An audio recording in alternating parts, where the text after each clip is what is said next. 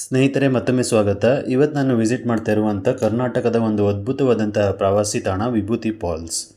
ಈ ಸುಂದರವಾದಂಥ ವಿಭೂತಿ ಫಾಲ್ಸು ಲೊಕೇಟ್ ಆಗಿರುವುದು ಅಂಕೋಲಾ ತಾಲೂಕಿನಲ್ಲಿ, ಉತ್ತರ ಕನ್ನಡ ಜಿಲ್ಲೆಯ ಕರ್ನಾಟಕದಲ್ಲಿ. ಇನ್ನು ಇದು ಪ್ಲೇಸ್ ಇರುವುದು ಅಚವೆ ಅನ್ನುವ ಒಂದು ಗ್ರಾಮ ಪಂಚಾಯತ್ನ ಪ್ಲೇಸ್ನಲ್ಲಿ. ಇನ್ನು ಪ್ರಸಿದ್ಧವಾದಂತಹ ಯಾಣ ಕೇವ್ನಿಂದ ನೋಡೋದಾದರೆ ಆಲ್ಮೋಸ್ಟ್ ಒಂದು 10 ಕಿಲೋಮೀಟರ್ ಡಿಸ್ಟೆನ್ಸು. ಇನ್ನು ತಲಾ ಶಿರ್ಸಿ ಮತ್ತು ಗೋಕರ್ಣದಿಂದ ಆಲ್ಮೋಸ್ಟ್ ಒಂದು 40 to 45 ಕಿಲೋಮೀಟರ್ ಡಿಸ್ಟೆನ್ಸಲ್ಲಿ ಲೊಕೇಟ್ ಆಗಿರುವಂಥ ಒಂದು ಅದ್ಭುತವಾದಂತಹ ಪ್ಲೇಸ್ ಇದು. ಈ ಜಲಪಾತದ ಅದ್ಭುತ ಏನಂತ ಅಂದರೆ ಇದು ವರ್ಷದ 365 ದಿನವೂ ಓಪನ್ ಇರುತ್ತೆ. ಆಮೇಲೆ ಇಲ್ಲಿ ನೀರು ಯಾವುದೇ ರೀತಿಯಾಗಿ ಬತ್ತಿ ಹೋಗಲ್ಲ. ಮಳೆಗಾಲದಲ್ಲಿ ಮಾತ್ರ ನೀರು ತುಂಬ ಹೆವಿಯಾಗಿರುತ್ತೆ. ಅದನ್ನು ಹೊರತುಪಡಿಸಿ ವರ್ಷದ 365 ದಿನವೂ ಇಲ್ಲಿ ನೀರು ಬರ್ತಾನೆ ಇರುತ್ತೆ. ವಾಟರ್ ಫಾಲ್ಸನ್ನು ನೀವು ನೋಡ್ಬೋದು. ಇನ್ನೂ ತುಂಬಾ ಅದ್ಭುತವಾಗಿದ್ದು ಇದೊಂದು ಕ್ಲೀನ್ ಆ್ಯಂಡ್ ಕ್ರಿಸ್ಟಲ್ ಆಗಿರೋ ವಾಟರನ್ನು ನೀವು ನೋಡ್ಬೋದು. ಇದರ ಬ್ಯೂಟಿ ಏನಂದರೆ ಈ ಪ್ಲೇಸು ಲೊಕೇಟ್ ಆಗಿರೋದು ಯಾಣದಿಂದ 10 ಕಿಲೋಮೀಟರ್ಸು. ಸೊ ನೀರು ಮೊದಲು ಯಾಣ ಕೇವ್ನ ಕಲ್ಲಿನ ಮೇಲ್ಭಾಗದಿಂದ ಹರ್ಕೊಂಡು ಬರುತ್ತೆ ನೀರು, ನಂತರ ಇಲ್ಲಿ ಬಂದು ಜಲಪಾತವಾಗಿ ಮುಂದುವರಿಯುತ್ತೆ. ಇನ್ನು ಇದೊಂದು ಅದ್ಭುತವಾದಂಥ ಟ್ರೆಕ್ಕಿಂಗ್ ಪ್ಲೇಸ್ ಕೂಡ.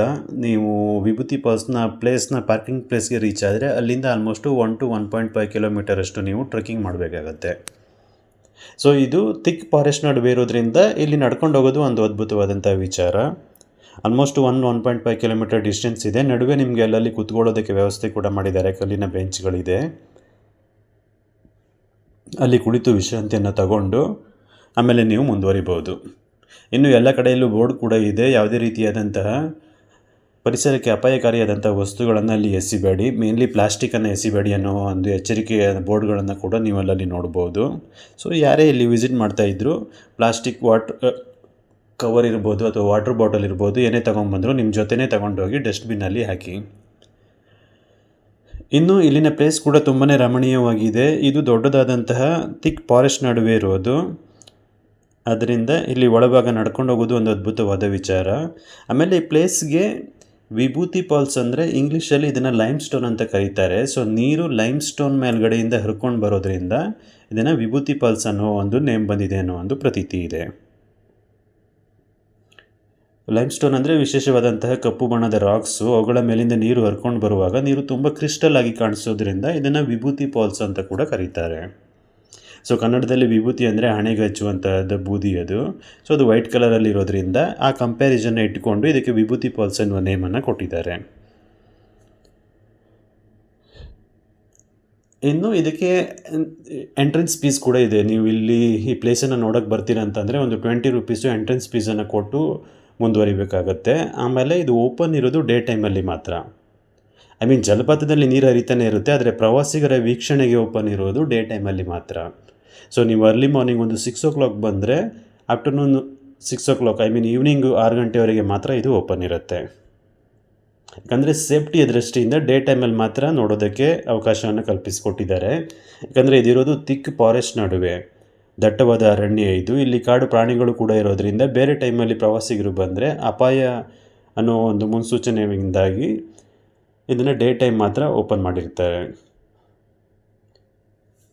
ಇನ್ನು ರೈನಿ ಸೀಸನ್ನಲ್ಲಿ ಇದು ವಿಸಿಟ್ ಮಾಡೋದಕ್ಕೆ ಒಂದು ಅದ್ಭುತವಾದಂತಹ ಪ್ಲೇಸು. ಮಳೆ ಬಂದಾಗ ನೀರು ತುಂಬ ಹರಿಯೋದ್ರಿಂದ ಇಲ್ಲಿ ಫ್ಲೋ ತುಂಬ ಇರುತ್ತೆ ನೀರ್ದು. ಸೊ ಸ್ವಲ್ಪ ಸೇಫ್ಟಿ ಬಗ್ಗೆಯೂ ಕೂಡ ಜಾಗ್ರತೆ ವಹಿಸಬೇಕಾಗತ್ತೆ. ಯಾಕಂದರೆ ದೊಡ್ಡದಾದಂಥ ಕಲ್ಲುಗಳ ಮೇಲೆ ನೀರು ಹರಿತಾ ಇರೋದು. ಸೊ ಕಾಲು ತುಂಬ ಜಾರೋದ್ರಿಂದ ಸ್ವಲ್ಪ ಹುಷಾರಾಗಿರಬೇಕಾಗತ್ತೆ ಈ ಪ್ಲೇಸ್ಗೆ ಬಂದರೆ. ಅದನ್ನು ಹೊರತುಪಡಿಸಿ ಇದೊಂದು ಅದ್ಭುತವಾದಂತಹ ಪ್ಲೇಸು.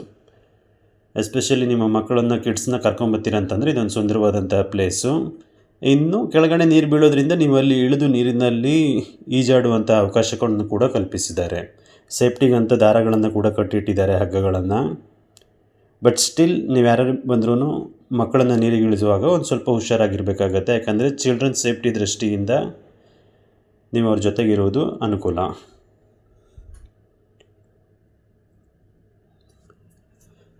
ಸೊ ನೀವು ಉತ್ತರ ಕನ್ನಡದಲ್ಲಿ ಇದ್ದೀರಾ ಅಂತಂದರೆ ಇದೊಂದು ಮಸ್ಟ್ ವಿಸಿಟ್ ಪ್ಲೇಸ್ ಕೂಡ. ಮೊದಲು ಯಾಣ ಕೇವನ್ನು ನೋಡ್ಬೋದು. ಯಾಣ ಕೇವ್ ನಂತರ ಈ ವಿಭೂತಿ ಫಾಲ್ಸನ್ನು ನೋಡಿಬಿಟ್ಟು ಅಲ್ಲಿಂದ ಮುಂದುವರಿಬೋದು. ಆಮೇಲೆ ಕುಮಟಾ, ಗೋಕರ್ಣ, ಹೊನ್ನಾವರ, ಮುರುಡೇಶ್ವರ ಅಂತ ಕಂಟಿನ್ಯೂ ಆಗುತ್ತೆ ಆ ಲೈನು. ಬಟ್ ಇವೆಲ್ಲನೂ ಶಿರಸಿಯಿಂದ ನೋಡೋದಾದರೆ, ಮಲೆನಾಡ ಹೆಬ್ಬಾಗಿಲಾದಂಥ ಶಿರಸಿಯಿಂದ ನೀವು ಸ್ಟಾರ್ಟ್ ಮಾಡೋದಾದರೆ ಮೊದಲು ಯಾಣ ಕೇವನ್ನು ವಿಸಿಟ್ ಮಾಡ್ಬೋದು, ನಂತರ ವಿಭೂತಿ ಫಾಲ್ಸು, ಹಾಗೆ ಕುಮಟಾ ಹೊನ್ನಾವರ ಅಂತ ಕಂಟಿನ್ಯೂ ಮಾಡ್ಬೋದು.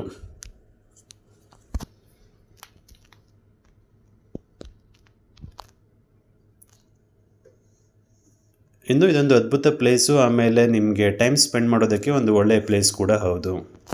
ತುಂಬ ಜನ ಟ್ರೆಕ್ಕಿಂಗ್ ಇಷ್ಟ ಇರೋರು ಚಿಕ್ಕ ಟ್ರೆಕ್ಕಿಂಗ್ ಇರೋದ್ರಿಂದ ಆಲ್ಮೋಸ್ಟ್ 1.5 ಕಿಲೋಮೀಟರ್ ಡಿಸ್ಟೆನ್ಸ್ ಟ್ರೆಕ್ಕಿಂಗ್ ಇರೋದ್ರಿಂದ ಎಸ್ಪೆಷಲಿ ಸಮ್ಮರ್ ಟೈಮಲ್ಲಿ ತುಂಬ ಜನ ಇಲ್ಲಿ ವಿಸಿಟ್ ಮಾಡ್ತಾರೆ.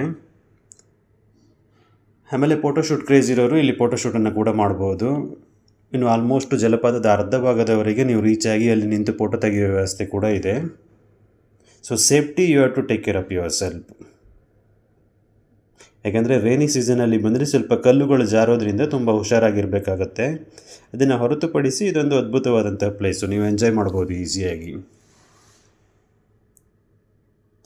ಈ ಥರ ಸೇಫ್ಟಿಗಂತ ದಾರ ಕೂಡ ಕಟ್ಟಿದ್ದಾರೆ ನೀರಿನಲ್ಲಿ, ಸೊ ಹುಷಾರಾಗಿ ನೀವಿಲ್ಲಿ ಈಜಬೇಕಾಗತ್ತೆ. ಇನ್ನು ಉತ್ತರ ಕನ್ನಡ ಜಿಲ್ಲೆಯಲ್ಲಿ ತುಂಬಾ ಜಲಪಾತಗಳಿರೋದ್ರಿಂದ ಅವುಗಳಲ್ಲಿ ಪ್ರಮುಖ ಜಲಪಾತಗಳಲ್ಲಿ ವಿಭೂತಿ ಫಾಲ್ಸ್ ಕೂಡ ಒಂದು.